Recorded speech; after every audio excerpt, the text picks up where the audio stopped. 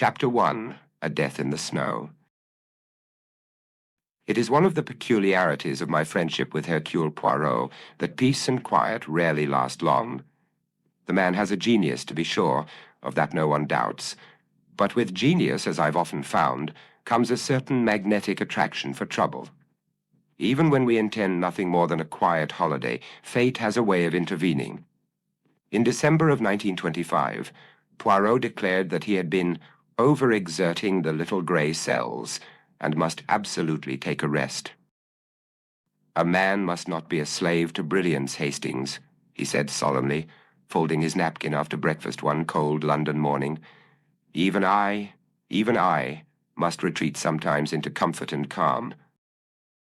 As luck would have it, a letter arrived that very afternoon from Monsieur Giraud, a retired magistrate and an old acquaintance of Poirot's from his early days in France. Giraud had recently taken up residence in the village of Saint-Forgeux, a sleepy corner of Dordogne, and suggested that Poirot join him for Christmas and New Year's. The air was bracing, he said, the food excellent, the wine even better, and the pace of life slow. Perhaps at last slow enough to soothe even the great detective's nerves. "Charming," I said when Poirot handed me the letter. "You could do with a bit of quiet." "Exactement." And so we departed England a few days before Christmas, taking the boat train to Paris, and from there journeying south by railway through the Loire Valley and into the gentle hills of the Périgord. As we traveled, the scenery changed from grey to white. Frost-tipped trees, snow-covered fields, and slate roofs dusted with powder. I had never been to Dordogne in winter, and found the stillness of it curiously beautiful. Upon arriving in Saint-Forgeux, little more than a huddle of stone houses, really, we were met by Giraud himself, bundled in a scarf and greatcoat. He welcomed us warmly and drove us in his motor car to the inn, where rooms had been prepared for us.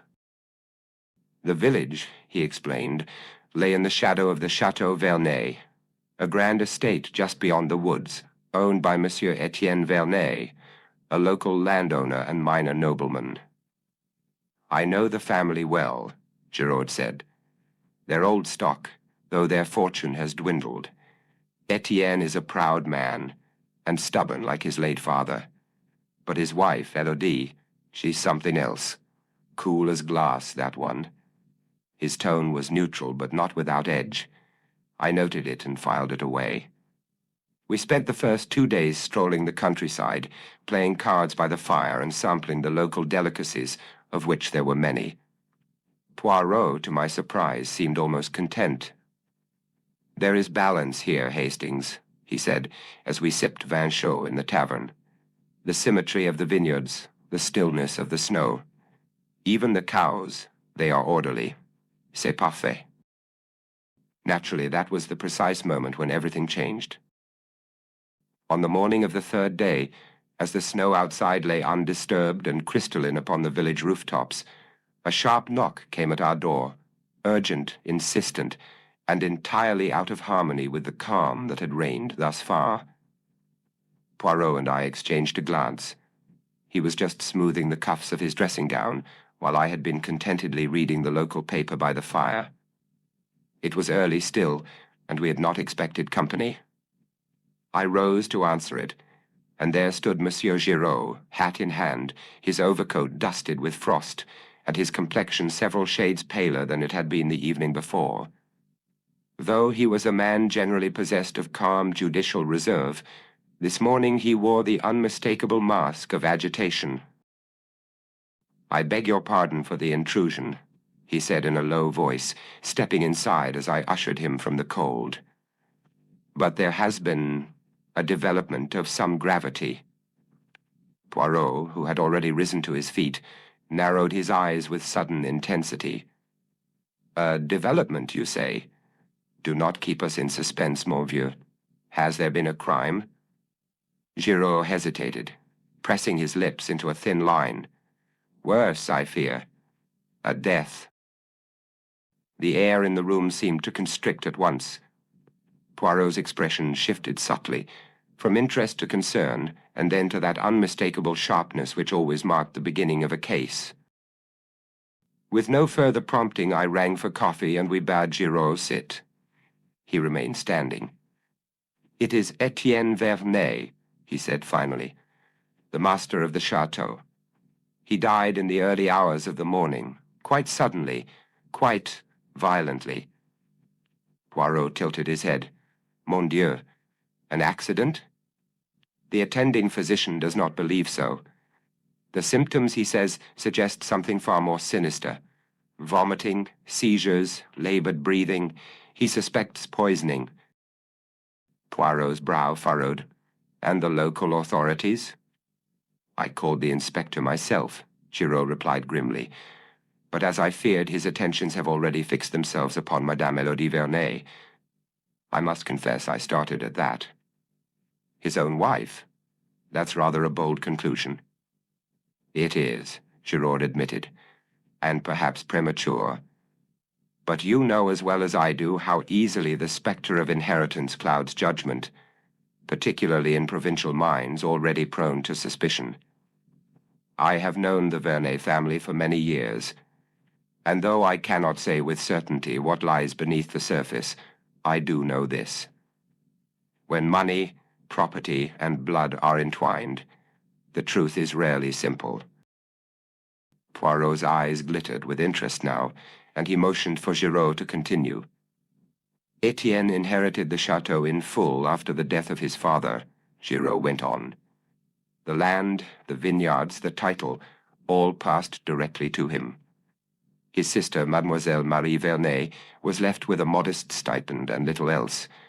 The widow, Élodie, of course, stood to gain everything upon his death. The estate, under local law, will now pass into her hands, unless, of course, a criminal charge intervenes." There was a long silence. "And what of the circumstances of this alleged poisoning?" Poirot asked finally. "An almond cake, apparently, prepared by Élodie herself the previous evening. A family recipe. Only Etienne ate of it. The others declined. He was taken ill not long after supper and never recovered. The staff are already whispering, and the inspector is only too eager to believe them." I gave a low whistle. "That's rather damning." Poirot raised a finger. "No, Hastings, it is not damning. It is convenient. Too convenient, perhaps. Almonds, after all, are the scent most notoriously associated with cyanide. It is the first thing even the most unimaginative constable would notice." He turned to Giraud. "My friend, you have done well to come to me. I do not like coincidences. They are the laziest of lies." He stood, brushing an invisible fleck from his sleeve. "It seems, Hastings, that our restful holiday has taken on a rather different character. The chateau awaits, and I believe Madame Élodie Vernet will soon require the services of Hercule Poirot." Chapter 2. The Widow Élodie. The Château Vernet emerged through the mist, like something torn from the pages of a Gothic romance. Its towers stooped with age, its ivy-clad walls black against the blanket of snow. As our motor car crunched up the long gravel drive, the house loomed ahead of us, silent and statuesque, the great fir trees lining the path casting long funereal shadows across the grounds. We were met at the entrance not by a servant, but by Mademoiselle Marie Vernet, the late Monsieur's sister, a tall, sallow-faced woman with sharp cheekbones and the air of one who had been perpetually disappointed by life. Her mourning attire, though not yet fully in place, was already present in the severity of her black gloves and the funereal pin at her collar. "You are the detective?" she asked, her eyes darting with suspicion toward Poirot. Poirot inclined his head with courteous precision. "Hercule Poirot, at your service, and this is my friend and associate, Captain Hastings." She offered no hand, only a slight nod, and stepped back to allow us entry. The entrance hall was large, stone-flagged, and faintly echoing. A fireplace gaped cold and empty on the far wall. above which hung a portrait of an austere gentleman with the unmistakable eyes of Etienne Vernet. Everything bore the smell of old wax and old secrets. "I assume you're here at the request of Monsieur Giraud," Marie said as she led us through the gallery, her heels clicking against the polished floor. "I suppose it was only a matter of time before outside interference was brought in." "Madame," Poirot said gently, "I am not here to interfere, only to observe, and perhaps to see what others have missed." We were shown to the small salon, a handsome room of brocade and dark wood, where the widow awaited us. Madame Élodie Vernet rose from a settee as we entered, composed but pale. She was striking. Not beautiful in the conventional sense, but elegant in that effortless way Frenchwomen seem to possess as a birthright. Her hair was dark and coiled at the nape of her neck. Her eyes, a stormy gray, held a quiet intelligence behind their veil of grief. "Monsieur Poirot," she said softly, "they tell me you have come to ask questions." "If you are willing, madam." She gestured for us to sit. I watched her closely, expecting some hint of agitation, a tremor of the hand, a defiance in the eyes. But she bore our scrutiny with calm resolve. She poured tea as if entertaining guests, not under suspicion for murder. Just then, the heavy wooden door creaked open once more, and a stout man in a threadbare uniform entered briskly, his face flushed with the chill and excitement of his task. Inspector Duval, the local magistrate, had arrived with a mixture of official pomp and palpable impatience. He greeted Poirot with a curt nod and immediately launched into a report, his voice brisk and eager.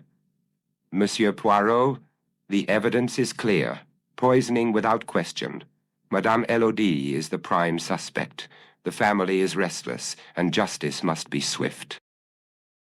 Poirot, however, met his zeal with calm poise, replying quietly, "Inspector, justice requires patience, and truth requires proof." Duval's glare flickered briefly, but he said no more, standing stiffly by the window as the tension in the room deepened. "My husband," she began, "retired to bed at 9 o'clock. He had complained of a headache and some discomfort after supper. At midnight I was awakened by his cries. He was in agony. I summoned the doctor at once, but by the time he arrived..." She drew in a shallow breath. It was too late. Poirot leaned forward slightly. "And the supper?" "It was said to have included a cake, no?" "Yes. I made it myself. A gâteau d'amande, almond cake. Etienne was fond of it." Her gaze did not waver. "But it is absurd to think I would poison my own husband with a cake I served him in full view of the household. There were 4 people in that room. Yet only one partook. He insisted. The rest of us had eaten earlier. He was late returning from town." "May I ask who else was present?" "My sister-in-law, Marie, our housekeeper, Claudine, and the cook, Madame Javet, who brought the dish in. All will confirm what I have said." Poirot gave a faint nod. "Forgive the question, madame, but had your husband enemies? Any recent quarrels? Financial distress, perhaps?" A flash of something crossed her face. Distaste, perhaps, or hesitation.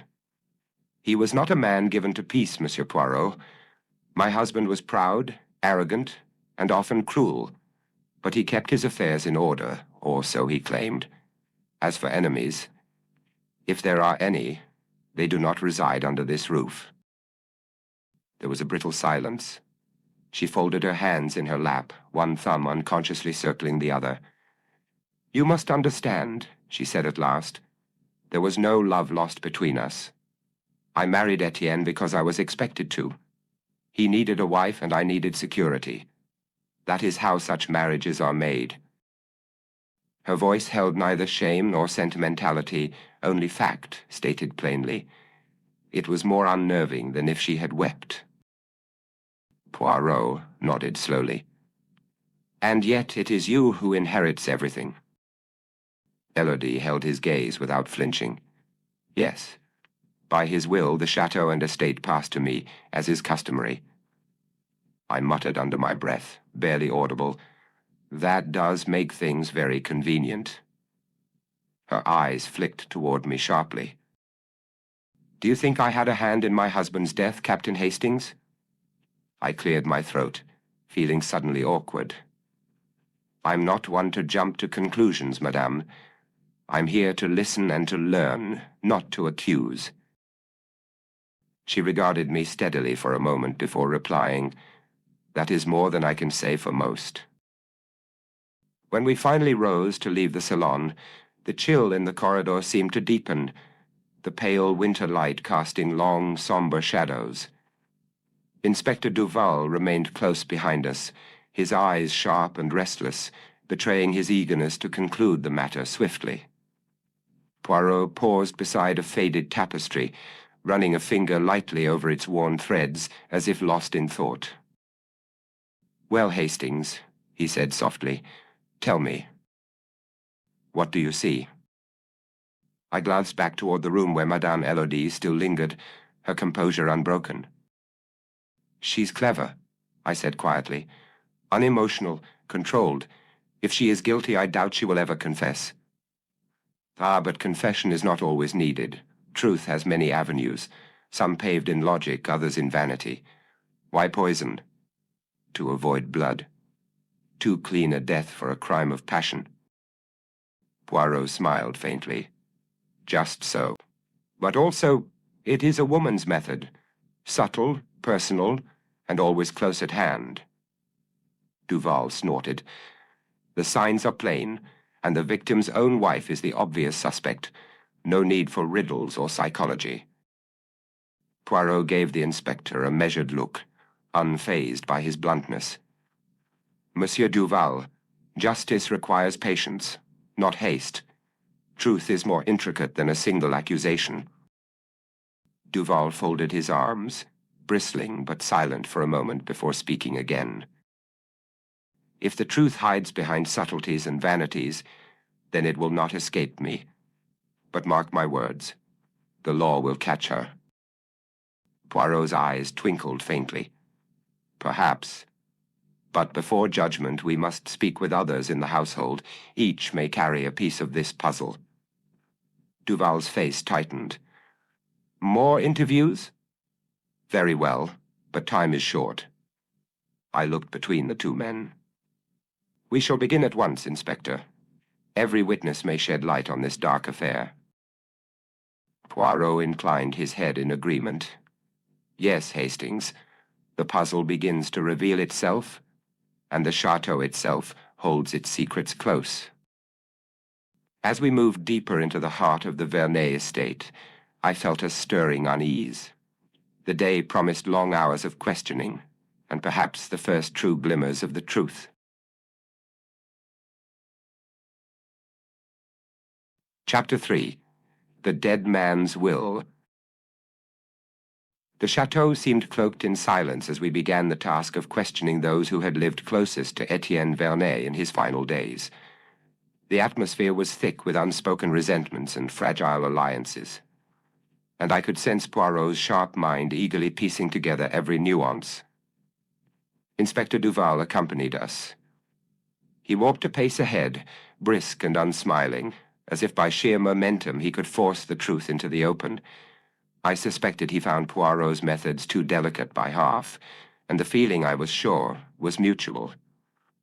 Our first interview was with Monsieur Besson, the family doctor, a soft-spoken man whose gentle manner did little to mask the weight of his apprehensions. We found him in a small study lined with medical texts and faint traces of lavender, the windows shuttered against the afternoon glare. "Dr. Besson," Poirot began with polite gravity, "you attended Monsieur Vernet in his final hours. Tell us, if you please, what was your impression of his health in the days preceding his death?"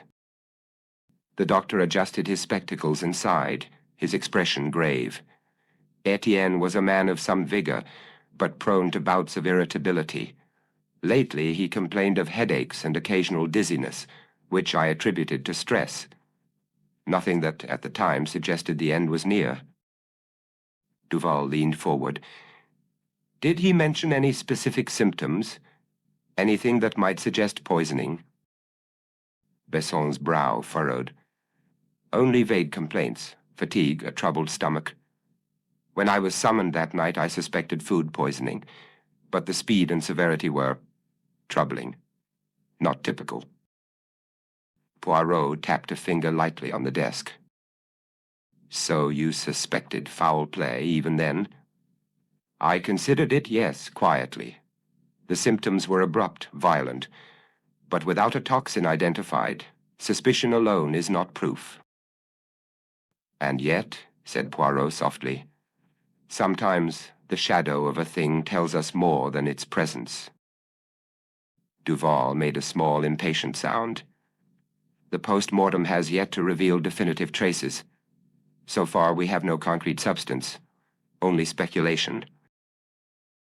Besson hesitated. Perhaps, but there is something else. Recently, Etienne voiced concerns to me, vague, difficult to pin down. He spoke of unseen threats, betrayals, a sense that someone close to him meant harm. Poirot's gaze sharpened. Did he mention anyone by name? No, but he was not a fanciful man for all his severity. If he feared betrayal, I believe it was based in reality. He'd grown wary, distrustful. Duval folded his arms. Could that not be explained by age, declining health, anxiety? Besson turned to him with a level gaze. Perhaps. Or perhaps it was the kind of clarity that comes too late. I saw Poirot's expression shift subtly, the way it does when a piece has found its place. Doctor, he said, were there any medications administered on the night of his death? None by me. I had provided some sleeping tablets the week before, mild and accounted for. He was particular about who handled his medicine. Mostly, it was prepared by the kitchen or taken with meals. Poirot nodded. So the opportunity for mischief would lie with those in the household. Or the kitchen, Duval said quickly. We'll question the staff next. Poirot ignored him. Tell me, Doctor, was Madame Élodie present when you arrived? She was, Besson said slowly. Composed. Strikingly so. She did not weep. She did not panic. But then not everyone shows grief in the same way. As we rose to leave, the doctor glanced toward the darkening windows. Monsieur Vernet was a man who built walls around himself. In the end, I fear they kept out help as well as harm. Walking back through the long corridors, Duval said nothing, but I could see the frown on his face. He did not enjoy being reminded of the intangible. Poirot, however, looked altogether more satisfied. You noticed that, Hastings? He murmured. The doctor's hesitation? A careful choice of words. Something is beginning to glimmer. You think he knows more than he says? I think, said Poirot, that he has seen something. Whether he realizes what he has seen, that is another matter entirely. We found Marie Vernet standing by the tall windows of the Château's library, her posture impeccably straight, hands clasped calmly before her. Her expression was one of reserved authority, like a governess overseeing a household rather than a grieving sister. Inspector Duval was already in the room, his notebook in hand and his manner clipped with officialdom. He gave us a curt nod as we joined him, and I sensed that he had made little headway with Marie. Madame Vernet, Poirot began with measured politeness, we appreciate your time. It is important for us to understand the atmosphere here in the days leading to your brother's passing. She inclined her head slightly. Of course, it is only right that the truth be sought. Tell us then about your relationship with Etienne, I asked. Marie's voice was steady, almost formal. We were siblings, bound by blood and duty, but not affection. Etienne was a man of strong will and exacting standards. Our differences were well known, and he ruled this estate with a firm hand. Poirot pressed gently. And the household itself? Were there tensions among those who lived here? Marie's eyes flickered briefly toward the window, then back to us. Tensions exist in all families, especially in one where wealth and property are at stake. It is no secret that the arrival of Madame Elodie introduced a shift in the household's balance, though I reserve judgment on personal matters. Duval's pen scratched impatiently across the page. Are you implying she was disliked? Marie gave a small, controlled smile. Let us say, Inspector, that she was not embraced. Was your brother troubled by anything in particular before his death? Any conflicts? Marie's gaze sharpened. Etienne was a man who held his cards close. If there were troubles, he did not confide them to me. Poirot inclined his head. And the will, Madame? It is understood that the estate was left entirely to Madame Elodie. Marie's eyes narrowed, and she gave a brief, almost reluctant nod. Yes. My brother's final will leaves everything to Elodie. I would be dishonest if I said it sat comfortably with me. Her voice carried a sharp edge, tinged with bitterness at Elodie's sudden elevation. To me, Elodie has always been little more than a stranger, an outsider married in for convenience rather than affection, and now to see her installed as the sole mistress of the Château, it is a bitter pill to swallow. Poirot's gaze was steady, and I could see him watching Marie's every expression with quiet intensity. She has had some time since her marriage, Marie said quietly, to grow acquainted with those who manage the estate. Henri Charvet, the steward, is among them. There are murmurs, nothing spoken openly, that their connection may have been somewhat closer than one might expect. Her voice softened, but the meaning remained clear. A man well placed within the household, and a woman who stands to inherit much. If one were to consider possible motives, such a bond might raise questions. Duval's eyebrows rose. Are you suggesting an impropriety? I suggest nothing, she replied evenly. But I have observed their frequent discussions, their ease in one another's company. In a household like this, such things are noticed. She turned away then, her figure rigid, as if daring us to challenge her. We thanked her and took our leave. Duval said nothing until we were halfway down the corridor. She's bitter, he muttered. Jealous, perhaps. These rumors about Charvet, nothing solid. Poirot raised an eyebrow. No, Duval, but sometimes the bitterness contains a kernel of truth, and it is not what one says, but what one chooses to say instead, that reveals the deeper current. As we descended the grand staircase, I glanced back toward the library doors. Marie Vernet stood as she had before, still, upright, and utterly alone. Chapter 4. The Plot Thickens. Madame Javet was in the Château's vast kitchen, a room heavy with the scent of herbs and fading embers in the hearth. The cook was a stout woman of middle age, her hands still dusted with flour, her face framed by a tightly pinned white cap. She regarded us with a wary eye, as if accustomed to guarding the Château's secrets as jealously as its silverware. Madame Javet, Poirot began gently, you prepared the supper on the night Monsieur Vernet fell ill? She nodded, folding her large hands before her. Yes, monsieur, I remember it well. Madame Elodie asked for a gâteau d'amande, an almond cake she wanted to serve to Monsieur Vernet after dinner. Did you notice anything unusual in the kitchen that evening? Anything out of place? The cook shook her head firmly. No, monsieur. The ingredients were fresh, and everything was prepared as usual. I would never allow anything to be amiss in my kitchen. Was Madame Elodie present while the cake was prepared? Oui, She supervised, tasting the batter and instructing me on the almond essence. She was quite particular. And who else ate from the cake?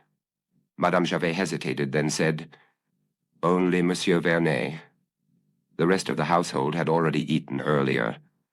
When he joined us for the delayed supper, he insisted on having a piece of the cake, despite my warnings about his stomach troubles. Warnings?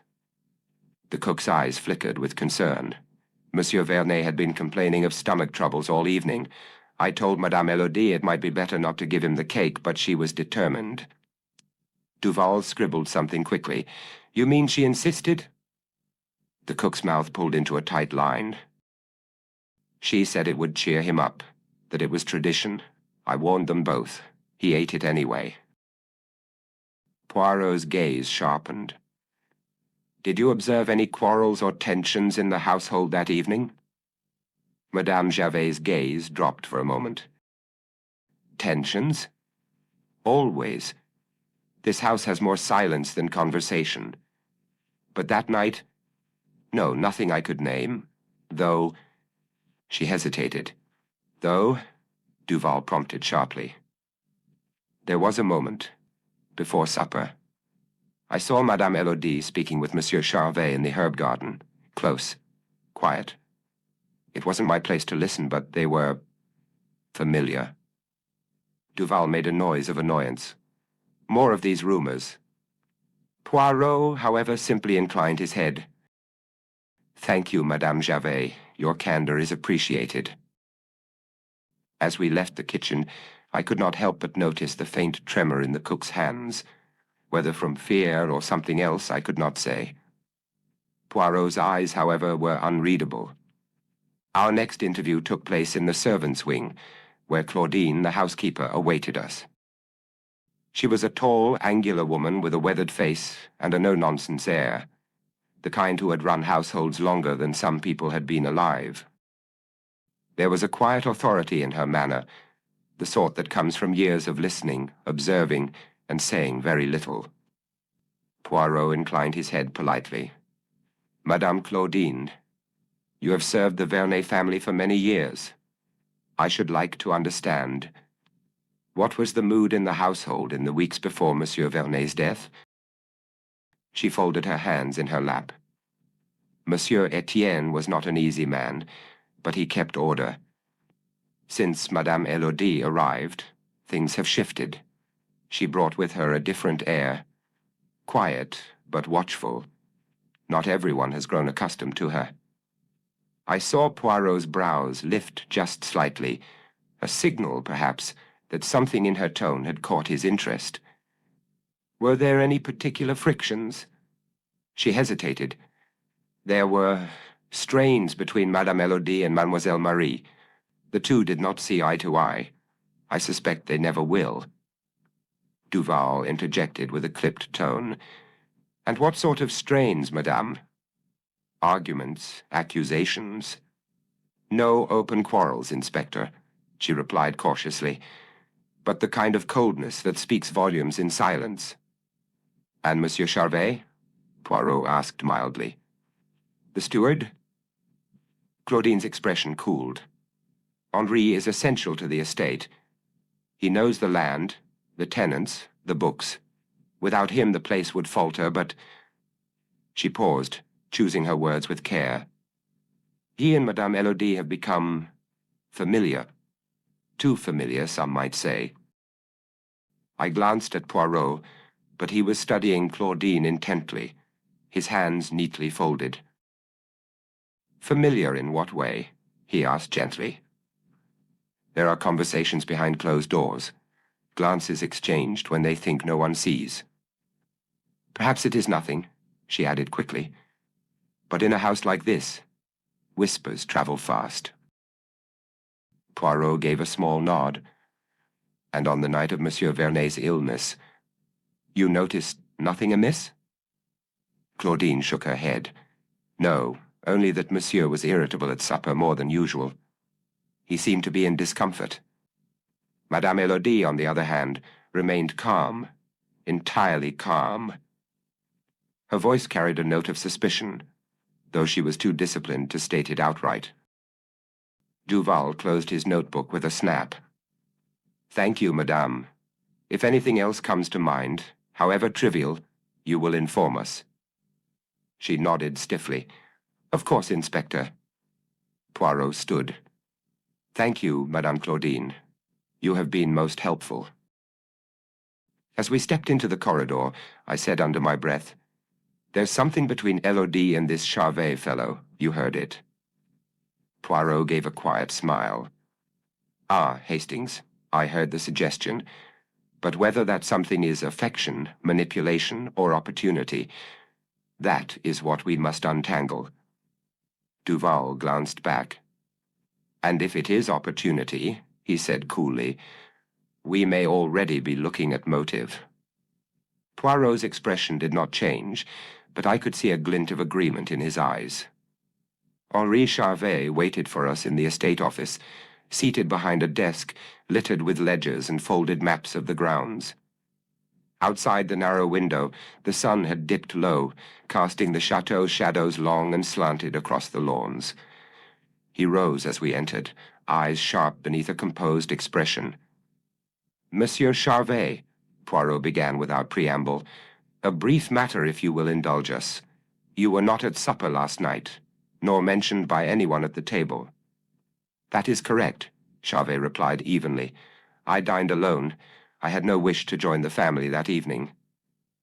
"You were missed," Poirot said lightly, "and yet it appears you were not entirely absent." Charvet blinked just once. "Before the meal," Poirot continued, "you were seen in the herb garden with Madame Elodie." A pause, very slight, but it stretched. "Yes," Charvet said at last. "We spoke briefly about the rosemary beds. They've been overrun with wild sorrel. She has an interest in the garden, and I suggested we bring in the gardener from Échiré." Duval shifted beside me, unimpressed. "That's a very casual explanation. Madame Gervais described your manner as familiar, not merely professional." Poirot raised a hand gently, as if to temper Duval's bluntness. "Madame Gervais' observations, while valuable, must be weighed carefully. Nevertheless, Monsieur Charvet, would you say your relationship with Madame Elodie extended beyond steward and mistress?" Charvet's mouth tightened. "I was entrusted with managing a vast and aging estate. Naturally, I worked closely with her. If others saw that as improper, that says more about them than it does about us."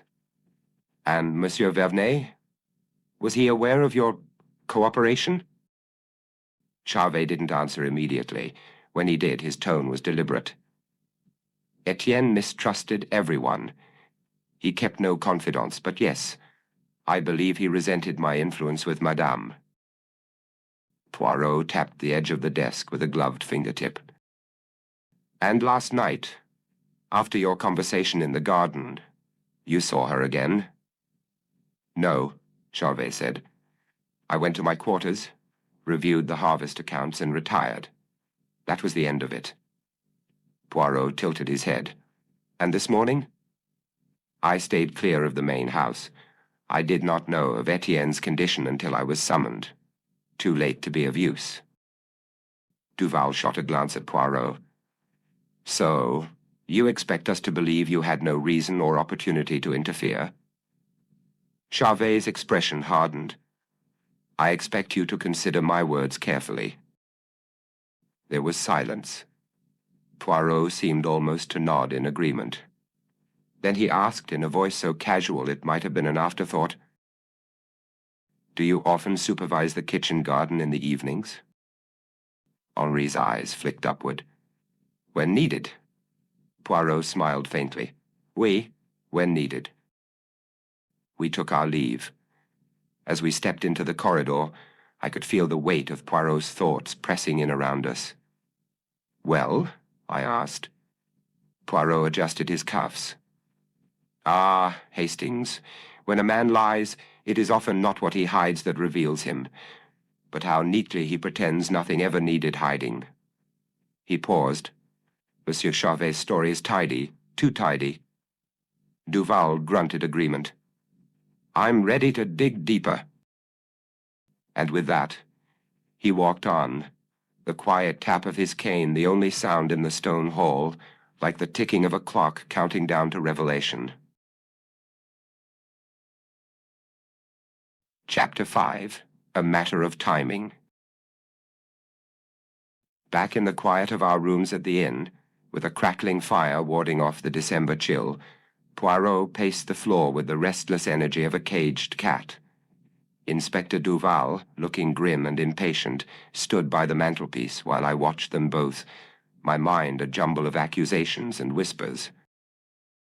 "The case is clear," Duval stated flatly, breaking the silence. The wife, Elodie, stood to inherit a fortune. She was in a loveless marriage and was having an affair with the steward, Charvet. Every witness confirms it. She prepared the cake. She served the cake, and the man died. Motive, means, and opportunity. It is a straight line, Monsieur Poirot. Poirot stopped his pacing and turned, a glint in his eye. A straight line is often the most deceptive, Inspector. It is so simple, so obvious that one is discouraged from looking for the elegant curve. You have a story, a very good one, but it has one fatal flaw. Duval folded his arms. And what might that be? "The timing, mon ami. The timing is all wrong," Poirot said, tapping a finger in the air for emphasis. "Consider the evidence of your own witnesses. Madame Javet, the cook, Claudine, the housekeeper. They are both quite clear. Monsieur Vernet was already unwell before supper. He was irritable, in discomfort. Madame Javet explicitly warned against him eating the rich cake for that very reason. I sat forward. But he did eat it, and then he died." "A prey, Hastings, not a cause de," Poirot corrected gently. "After, not because of. The poison, the doctor tells us, was swift and violent in its final manifestation. Yet the symptoms were already beginning before he ever touched the fork to the cake. The cake, my friend, is a distraction, a vulgar piece of theater designed to fix our attention on Madame Elodie and her lover." He set the ornament down with a decisive click. "If a man is already feeling the effects of poison before he eats his supper, then we must ask ourselves a different question. What did he consume in the hour before?" The logic of it was undeniable. Duval's confident posture faltered for the first time, a flicker of doubt crossing his face. My own conviction, so recently settled on Elodie and Charvet, began to crumble, replaced by the familiar feeling of admiration for Poirot's unerring ability to see past the obvious. "His evening routine," I murmured. "We must learn his routine." "Précisément. And for that we require the one person who would know it best." The following morning, we returned to the Château, bypassing the main rooms and requesting an audience with Monsieur Vernet's personal valet, a man thus far unmentioned by the family. We found him in a small, tidy room in the servants' quarters. His name was Marcel, an elderly man with stooped shoulders and a face etched with a lifetime of quiet service. He had served Etienne Vernet and his father before him for over 40 years. Poirot approached him with a gentleness that was reserved for those he deemed honest witnesses to tragedy. "Monsieur Marcel," he began, "forgive our intrusion. We need your help to understand your master's final hours. Tell us of his habits. The hour before he joined the family for supper, what did he do?" The old man's hands trembled slightly. "Always the same, monsieur. For 20 years it has been the same. At 6 o'clock he would leave his business in the estate office and go to his private study. He would read the evening papers, and at precisely 6:30, I would bring him his glass of brandy." Poirot's eyes sharpened. "And on the night of his death? Did this routine vary?" "Not at all, monsieur," Marcel said sadly. "I brought the decanter and his glass as always. He poured it himself. I left him to his privacy." The valet paused, his brow furrowed in recollection. But when I returned at 7 to inform him that supper was delayed, he was changed. He was pale and clutching his stomach. He accused me of letting the fire die down, but the room was warm. He said a fire was burning inside him. My heart gave a leap. And this was before he went down to supper? Before he ate the almond cake? Oui, monsieur. An hour before, at least, Marcel confirmed.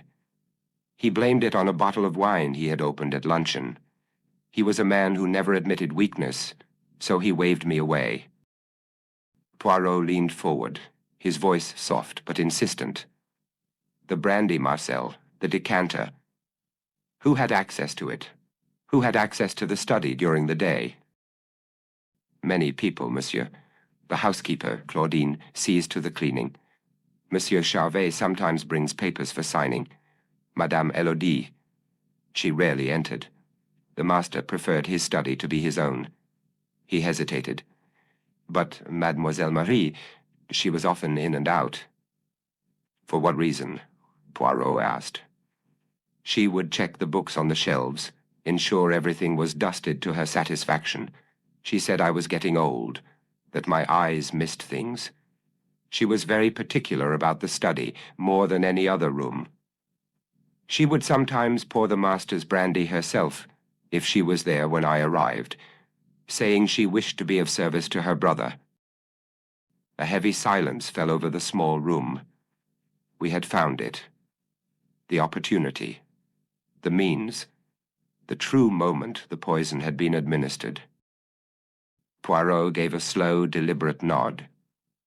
He thanked the distraught valet for his time, and we took our leave with Inspector Duval, who had been listening from the doorway with growing astonishment, following in our wake. Without a word, Poirot led us directly to Etienne Vernet's study. It was a dark, masculine room, dominated by a heavy oak desk and the lingering scent of leather and old paper. On a small side table stood a crystal decanter of brandy, half full, and a single empty glass. Poirot picked up the glass, examining it against the grey light from the window. He said nothing, but his meaning was clear. Duval, for his part, stared at the decanter, his face a mask of dawning comprehension. The case he had built so confidently against the wife had just crumbled to dust. The cake was a lie, I whispered. Worse, Hastings, Poirot replied, placing the glass back on the table with immense care. It was a truth told to hide a bigger lie. All eyes were on the unloving wife who stood to inherit a fortune. No one thought to look at the bitter sister, standing quietly in the shadows, performing a simple daily ritual of service. Chapter 6. The Confession. The great salon of the Château Vernet, once a room of ancestral pride and polished ceremony, had taken on the heavy stillness of a courtroom. Outside, the winter dusk clung to the leaded glass like a shroud, and inside, the fire crackled with a kind of nervous energy, throwing long shadows against the panelled walls. By Poirot's instruction, chairs had been arranged in a deliberate semicircle before the hearth. At first glance, it might have seemed a gesture of civility, an invitation to sit, to speak. In truth, it was the theater of revelation. Inspector Duval stood grim-faced beside the window, his arms folded tightly across his chest. Elodie Vernet sat nearest the fire, her face pale but composed, hands folded in her lap like an effigy in marble. Henri Charvet loomed behind her, jaw set, eyes unreadable. Dr. Besson watched from the corner, his expression a mask of reluctant anticipation.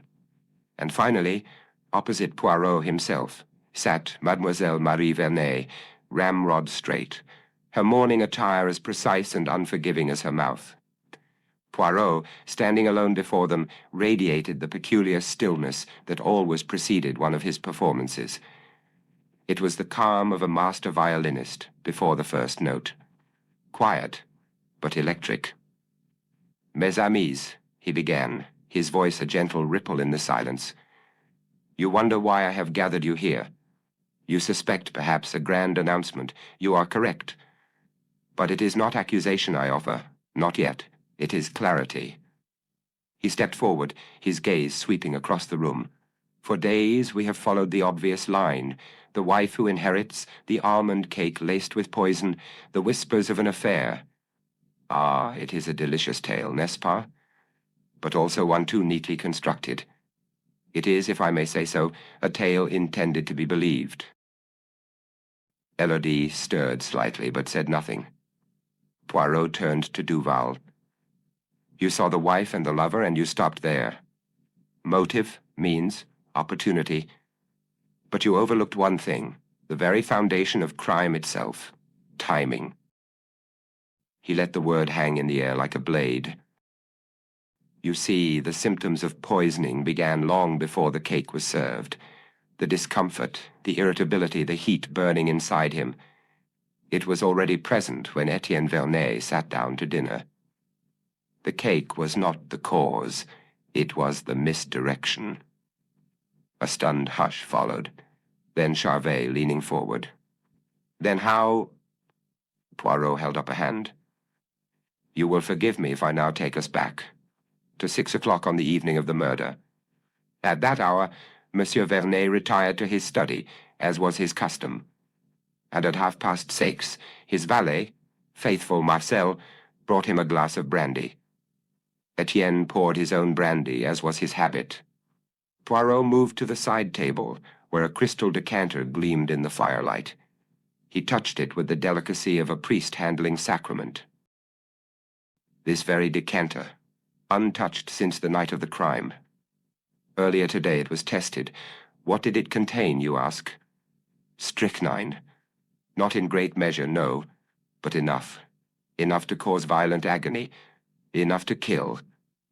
Elodie gasped audibly. Charvet's hand gripped the back of her chair. Poirot turned slowly to Marie. Mademoiselle, he said softly, you were often in your brother's study. Marcel tells us so. You ensured it was kept tidy, arranged just so. You criticized his work, offered your help. On more than one occasion you poured Etienne's brandy yourself. Her eyes narrowed. I was assisting the household. The château is mine as well. Poirot stepped closer. That is the tragedy, is it not? It was yours, until your brother left it all, every stone, every vineyard, every franc, to the woman you despised, the outsider, the stranger in black. Marie's hands, gloved in kid leather, curled tightly around the arms of her chair. You watched as she replaced you. Poirot continued, his voice low, intimate. You saw her welcomed where you were dismissed, entrusted where you were ignored. Your brother, once the tyrant you could at least predict, had turned his favor to another. A flush rose to her cheeks. He betrayed our family, she said quietly. He allowed her to sink her claws into everything. He let her push me aside. Poirot's tone remained gentle. And so you resolved to punish him, not with spectacle, not with blood, but with something quieter, slower, a death that would look like indulgence, the brandy, the cake, not like murder. There was a long pause. Then, you have no proof, Marie said, her voice hoarse. No, Poirot replied, not the kind a court demands. But I have the truth. I have the pattern of your bitterness, so expertly hidden beneath civility. I have your careful oversight of the study, your endless devotion to its order, not out of duty, but possession. And I have Marcel's words, spoken without guile. Sometimes she poured the brandy herself. Poirot's gaze was unflinching now. And I have this, mademoiselle, the one error you could not prevent.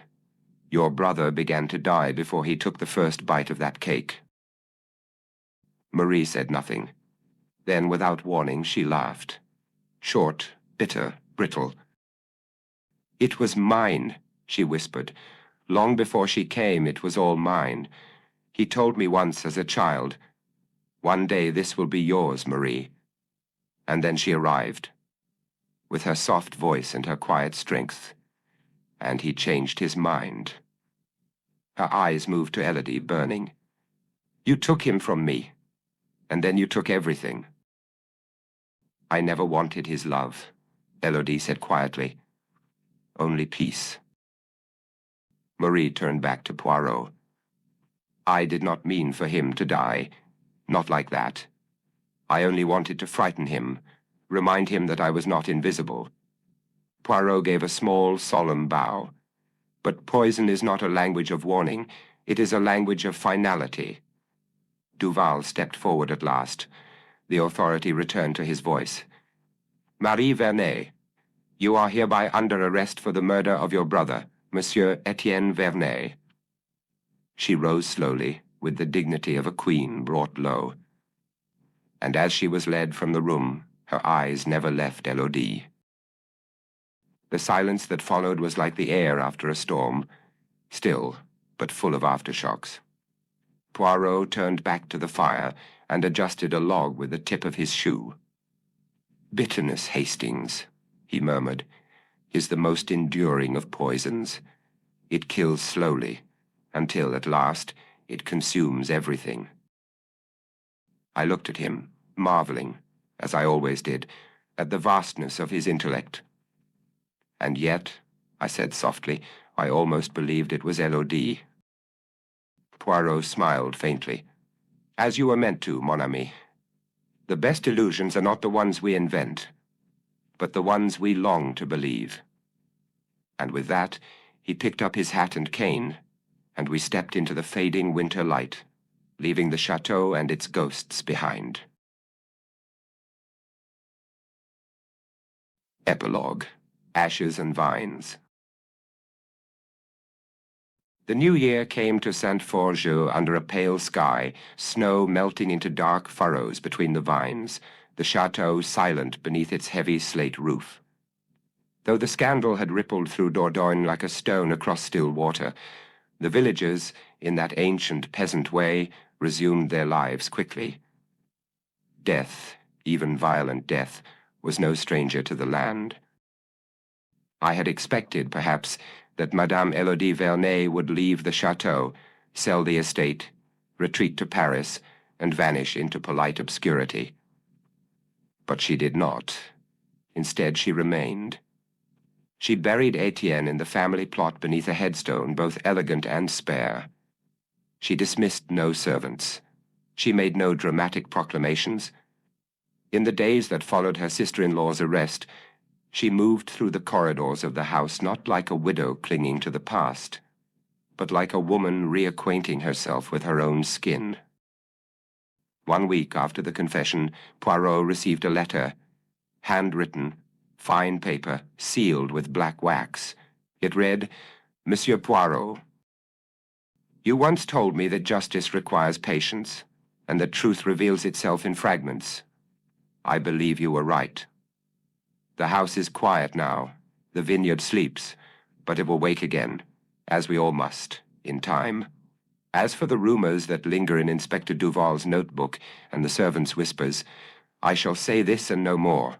Henri Charvet was never my lover, but he was my ally. In this house of closed shutters and cold corridors, we found in one another a language of understanding that required no impropriety. Let the world believe what it will. I remain, in widowhood as in marriage, bound by my own choices. Elodie Vernet." Poirot read it once, folded it carefully, and tucked it into the pocket of his waistcoat. "Elegant," he murmured, "and elusive to the last. What do you think, Hastings?"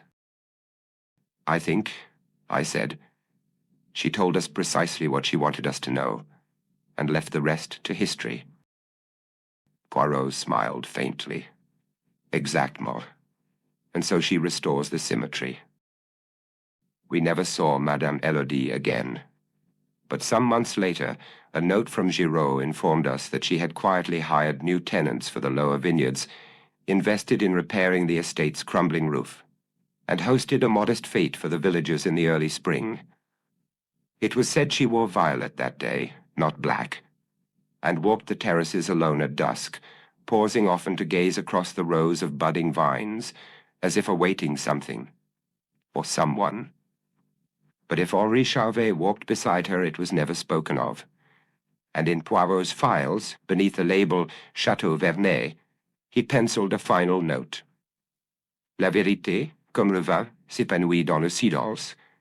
Truth, like wine, ripens in silence.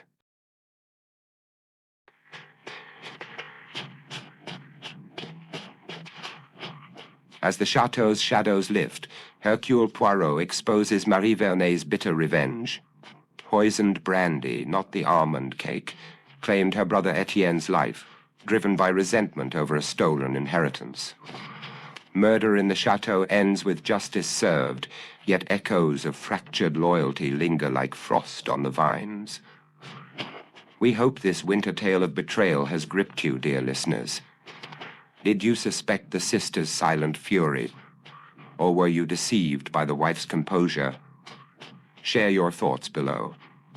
If Murder in the Chateau has enthralled you, please like and subscribe to Nocturnal Tales for more tales of suspense. Support our craft with a tip via Super Thanks or by joining our membership. Link in the description. Thank you for joining us. And until our next tale, may your nights be filled with intrigue and your days with clarity.